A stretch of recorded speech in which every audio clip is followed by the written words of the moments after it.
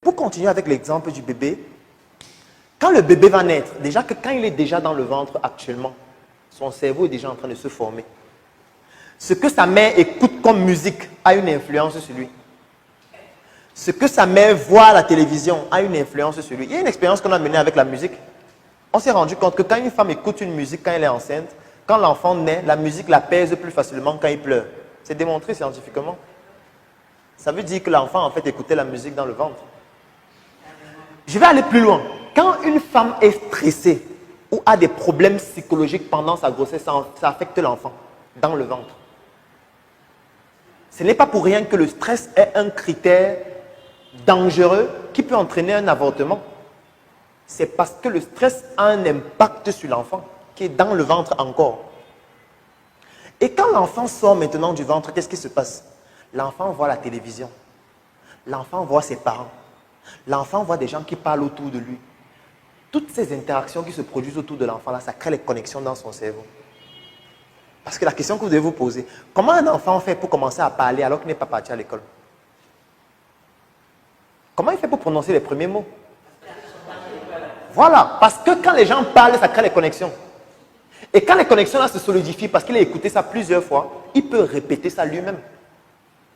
C'est pour ça qu'il ne faut pas dire n'importe quoi à votre enfant. C'est pour ça qu'il ne faut pas que l'enfant regarde n'importe quoi à la télé. C'est pour ça qu'il ne faut pas que l'enfant soit dans n'importe quel environnement, qu'il n'écoute pas n'importe quel type de musique. Parce que ça aura un impact dans sa vie future. Et entre la naissance et l'âge de 7 ans, c'est la période durant laquelle les connexions se font de façon exponentielle, des millions de connexions par jour. À Hollywood, il y a un document qui a été rédigé par l'État américain pour imposer à Hollywood d'introduire dans toutes les séries, dans tous les films et dans tous les dessins animés les scènes d'homosexualité. Oui, il n'y a aucun dessin animé qui n'a pas de scènes d'homosexualité.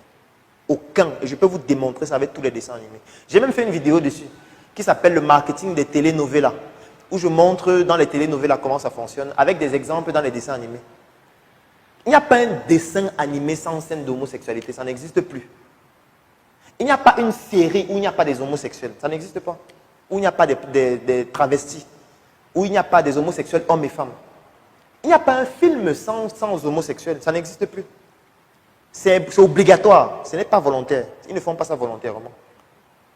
Si vous voyez la saison 1 et 2, il n'y avait pas. Dans la saison 3, il y a un homosexuel qui va venir, un nouveau acteur. C'est comme ça. Et vos enfants sont tous les jours à la télé, entre la naissance et 7 ans, en train de regarder ça. Ça crée des connexions dans leur cerveau qui vont se solidifier. Après, ça va devenir une attitude et un comportement chez eux, inconsciemment. C'est pour ça qu'il est dangereux d'exposer l'enfant à n'importe quel contenu entre la naissance et l'âge de 7 ans. Parce que c'est durant cette phase que ces connexions-ci se font de façon exponentielle. Et quand les connexions-là se font, ça se solidifie parce que l'information est répétée plusieurs fois et ça devient donc une attitude et un comportement plus tard.